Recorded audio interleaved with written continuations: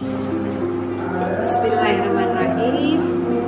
Assalamualaikum warahmatullahi wabarakatuh. Salam sejahtera bagi yang beragama lain. Kali ini kita berjumpa lagi dalam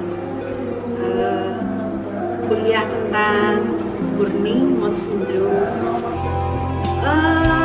Kita beralih ya tentang patogenesis ya. Jadi patogenesis karena etiologinya aja nggak diketahui, jadi patogenesisnya juga otomatis juga masih belum diketahui ya, karena tadi ada dugaan hormonal ya, ada kemungkinan alergi, ada kemungkinan disfungsi kelenjar liur ya, karena mungkin aliran ludahnya sedikit atau serostomi ya, sehingga menyebabkan rangsangan yang kronis ya, kemudian pada tinjauan pustaka yang mutakhir juga berbagai kondisi sebagai penyebab Burning Mood Syndrome cenderung pada neurogenik, vaskuler, dan psikogenik ya, atau adanya serostomia, adanya oral candidiasis, adanya river pain. Jadi ingat ya, river pain itu kadang-kadang berbeda. Misalnya gigi kanan atas yang berlubang, maka yang sakit sebelah kiri ya, masih ingat ya. Kemudian yang diduga juga adanya alergi ya. Bila ada alergi itu kemungkinan kalau pasiennya menderita alergi bisa dari alergi makanan atau dari obat-obatan ya. Bisa juga pasien dengan oral hygiene buruk, jadi kurang menjaga kebersihan rongga mulutnya ya. Kemudian pasiennya memakai gigi tiruan sehingga terjadi kontak alergi yang menghasilkan rasa tertarik. Jadi semuanya itu diperiksa ya. Periksa. Kemudian apakah juga terjadi lichenoid reaction ya. Jadi lichenoid reaction itu misalnya pada kumpatan amalgam, kadang-kadang pada orang yang sensitif bisa menimbulkan rasa sakit. Soal keterlibatan disfungsi kelenjar ludah itu beberapa penelitian memang ada yang berbeda pendapat. Ada yang diduga aliran ludah atau saliva yang kurang bisa menyebabkan, kemudian ada pendapat lain yang menentang. Jadi memang selalu ada perbedaan.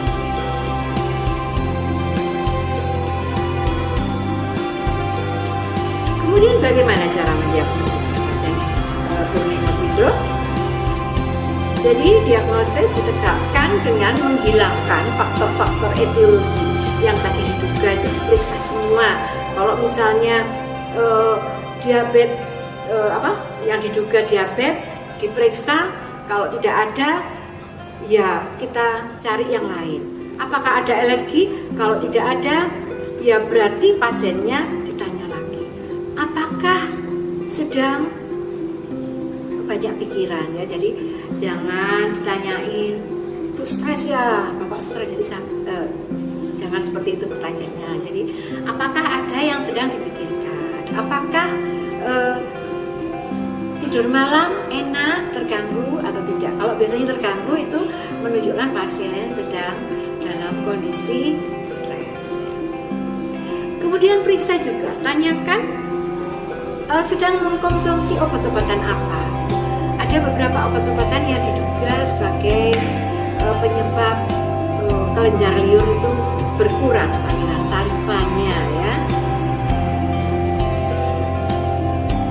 Nah, jadi tadi faktor lokal dilihat, apakah ada serostomia, apakah ada geografik tang, apakah ada oral lichen planus ya, apakah ada fitting dangernya yang kurang bagus, jadi pemasangan gigi tiruan yang kurang bagus.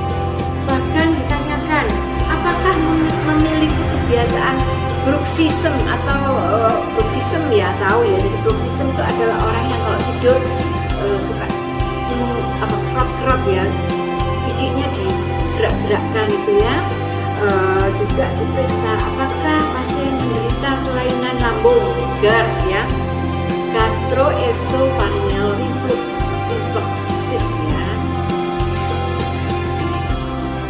Kemudian dilihat apakah pasien defisiensi vitamin B12 ya, apakah pasien konsumsi obat hipertensi ya, apakah pasien menderita Sjogren syndrome. Sjogren syndrome adalah pasien dengan air matanya yang berkurang, produksi air mata berkurang dan produksi air ludahnya berkurang ya. Atau juga diperiksa kelainan psikogenik, adakah kecemasan, depresi atau cancer fobia ya. Kemudian diperiksa sudah menopause gitu ya, apakah sudah menopause sudah berapa tahun gitu. Kemudian cek juga diabetesnya ya. Jadi lakukan pemeriksaan darah lengkap ya, untuk menyingkirkan dugaan adanya infeksi dan adanya anemia serta kelainan darah. Oke, pemeriksaan gula darah untuk kontrol diabetes bisa gula darah acak atau langsung gula darah puasa dan 2 jam PT. Kemudian kalau semua itu sudah nggak ada, coba dicurigai adanya Sjogren syndrome ya. Kalau Sjogren syndrome biasanya dilakukan anamnes ya, tes. Kemudian memeriksa Danger. Kalau pasiennya menggunakan Danger, diperiksa Danger atau gigi tiruan, diperiksa pas nggak si gigi tiruannya itu, atau memang sudah waktunya ganti. Kemudian ada lagi penilaian psikologi, jadi untuk memeriksa kemungkinan adanya depresi. Kita beranjak ke selanjutnya, yaitu diferensial diagnosis. Diferensial diagnosis itu biasanya yang dicurigai tadi hampir sama, menopause, diabetes, xerostomia ya, kandidiasis ya. Nah, kita sudah berakhir pada tata laksana. Jadi pasien itu datang ke tempat kita, pasti dia membutuhkan pertolongan kan, pertolongan jadi berupa tata laksana. Tata laksananya yaitu tadi etiologinya satu persatu kita cari ya, kita cari, kemudian dilakukan kalau semuanya itu semua sudah diperiksa, semuanya bagus, maka pasien ini diduga Burn-Imon syndrome. Jadi Burn-Imon syndrome adalah hasil pemeriksaannya semua bagus, tapi rasa terbakar itu ada, maka pasien dijelaskan secara lisan dan tertulis, dan bila pasien berkenan biasanya dirujuk ke dokter spesialis kesehatan, ke dokter jiwa atau psikiater ya. Jadi nanti kita terangkan, Bapak atau Ibu, ini saya yang mengobati di rongga mulutnya, tetapi karena Ibu kemungkinan ada sesuatu yang dipikirkan, nanti biar dokter yang akan mengobati, karena Ibu mungkin nggak bisa cuma dengan saya gitu ya. Karena beberapa pasien ketika kooperatif kemudian menurut dengan dokter, biasanya banyak kemajuan ya. Kalau misalnya pasiennya menolak, juga kita melakukan kognitif atau kognitif behavior terapi CBT ya. Ini juga biasanya bagus. Sebagai dokter gigi, kita masih bisa memberikan antidepresan, cukup diazepam aja ya, diazepam 2 mg, kasih 3 biji aja, kemudian digunakan setiap malam mau tidur ya. karena memang itu obat-obatan yang yang susah didapat ya.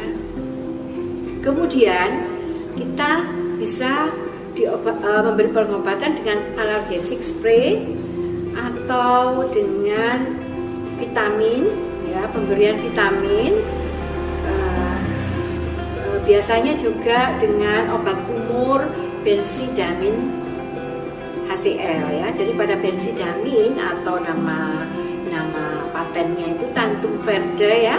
Jadi pada obat ini mengandung kandungan 3. Jadi 3 in 1 ya. Kalau saya bilang 3 in 1 itu ada antiseptik, ada topical anestesi, ada antiinflamasinya ya.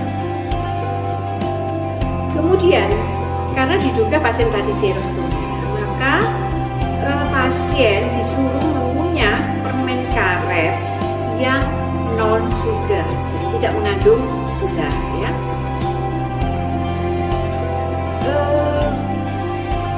Menurut jurnal, kalau di luar negeri biasanya ada namanya saliva substitute, jadi diberi obat untuk saliva.